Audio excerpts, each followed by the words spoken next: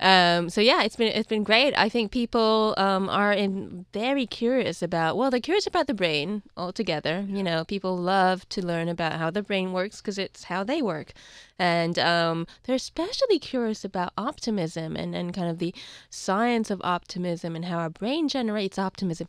Why exactly that is, I actually do not know. It's something that I've been thinking of for a while, and I don't have an answer, but I definitely know it's true because this whole started with an article that we published in the magazine Nature in 2007.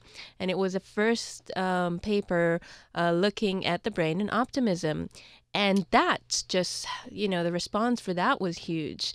Uh-huh. Lots of coverage about on that. So I mean, I know that people are very curious. About Yeah, so the optimism bias is our tendency to overestimate our likelihood of encountering positive events in our lives and underestimating our likelihood of encountering negative events in our lives. So, for example, we know that divorce rates are about 50%, almost 50% in the Western world, but people who are about to get married estimate their own likelihood of divorce at 0%. that. Um, 0%, huh?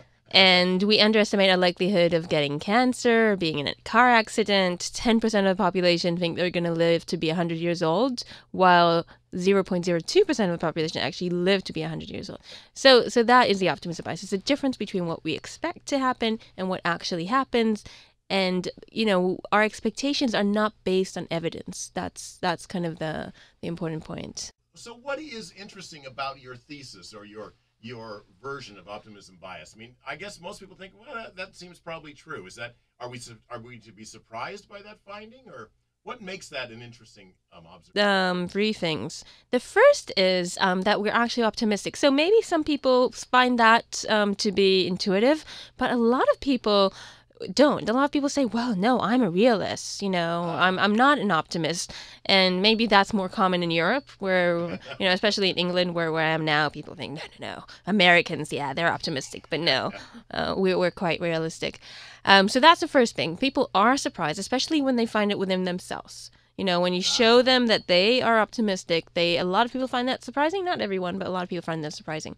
The second thing is that the idea that the brain is wired to make us optimistic is something that's new. People yeah. haven't didn't know about before, and there's a lot of these examples. Let me give you one example. Um, what we are quite interested in is how is it, and this is a big puzzle, and maybe, one thing that puzzles people, how is it that we remain optimistic, although we go through life, we encounter failure, we encounter heartache, we read the newspaper, we know that the economy is going down, we know of all the risks out there, but still we remain optimistic. And Yeah. this goes against everything that we know on how people learn. We should, update your beliefs, but people don't. And what we find is that when we give people information, so for example, we did this study where people came in, we asked them, what's your likelihood of getting cancer? What's your likelihood of getting Alzheimer's? What's your likelihood of getting divorced? So they would say what you thought, their likelihood was. And then we gave them information. We told them the average likelihood of getting cancer is about 30%. The average likelihood of getting Alzheimer's is about 10%. And then we asked them again, what's your likelihood of getting cancer, Alzheimer's, divorce? We were interested in whether people would take this information and change their beliefs. Uh-huh. And they did, but only when the information was better than what they expected. So if someone said my likelihood of getting cancer is about 40%, and we told them, well, the average likelihood is only 30%, well, next time around when we asked them, they said, oh, yeah, maybe it's only 33%. I was exaggerating before. But if they started off saying my likelihood of getting cancer is 10%, and we said the average likelihood is much worse, it's 30%, well, next time around they didn't change the beliefs. They'd still stuck at 11%. And this is something we're not aware that we're doing that. When Yeah. when you show people, we do this experiment, they have no idea what we're doing.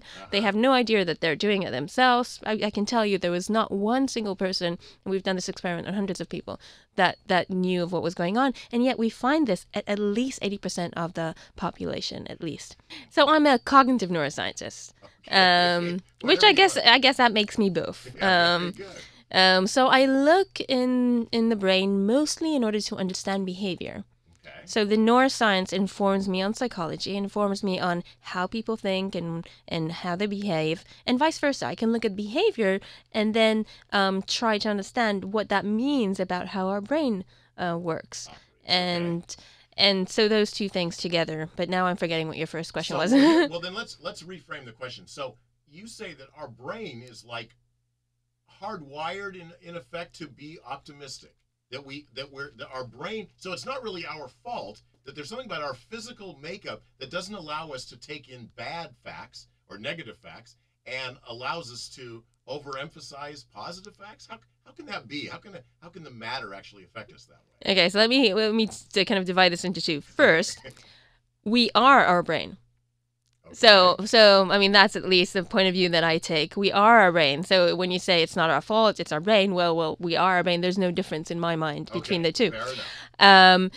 And so for example, and with the study that I told you, when people learn from desirable information about the future, but not of undesirable information, when we looked in the brain, what we saw that the activity in the frontal cortex, which is part of the brain that has evolved late in evolution, activity there efficiently encoded information that was positive, that was better than what people expected. But it did not encode the information that was negative. We did not see much change in activity when people got information that was worse than expected, but very enhanced activity when they got information that was better. And this activity then changed people's beliefs. So we encode the information and change our beliefs. So yes, this is how it seems to be that our brain works. And, one thing to say is that this was true for optimistic individuals, but for less optimistic individuals, pessimistic individuals, they coded both. So we saw enhanced activity when they got positive information, but also enhanced activity when they got negative information for people who were slightly pessimistic or less optimistic. So first of all, we don't all have exactly the same brains, such as we are not, we don't have the same bodies, right? Some people are tall, some people are short, some people have heart which fails sometimes, and some people have better lungs so they can run long distances, and some people don't. So the principles are the same for everyone, but then there's variations, so our heart beats, but then for some people it stops beating once in a while. So that's the same with our brains, that we have variations in our brain, partially because of our genes. So there's genes that have been identified to be related to optimism. And if you have one type of this gene, you're more likely to be optimistic. And if you have another type of the same gene, you're more likely to suffer from depression. However, it's not your genes only. It's also your experiences in life. So the same study that identified genes that are related to depression also found that you're likely to suffer from depression if you have those genes, but also if you experience stressful life events. Okay. So it's a combination between what we're born with and what we experience. And our experiences change our brains as well. So our brains are very, very flexible. They're very plastic.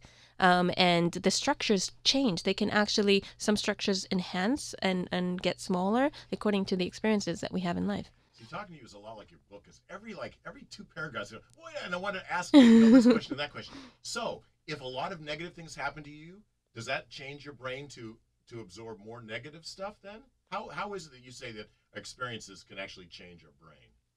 Yeah, so it differs. So some people will have a lot of negative experiences happen to them, but still remain optimistic. Yeah. And some people won't. And again, it depends, on your makeup. Okay. So your genetic makeup, like the brain, your literal brain matter.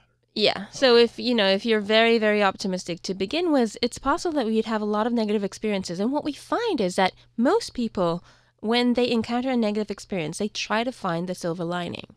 And even when you have very negative events, so for example, you lose your job or get ill, a lot of people try and find the positive aspect. So they would say, okay, after the initial shock of losing your job, they would say, well, maybe I can get a better job. Maybe it gives me time to go back to school. Maybe it gives me time to travel a little bit.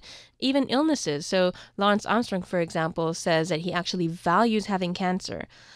Because it made him into a better father and a better person. And, here's a person who had he had good, positive experience as well, but he had cancer in his brain and his lungs and testicles, and still remained one of the most optimistic people that I think we know. How do you know that, though? People always say that, but I'm really suspicious of that. So how do you actually gauge that he really is optimistic? I don't know. So I know, it's just reading his book. I mean, it might all be, lies. I don't know. I haven't tested him himself, but he's a good example. I'm giving him as an example, but we do experiments in our lab in order to test this, right? Controlled experiments. When we give people negative events, we have them imagine them, and then we have them rate them before and after.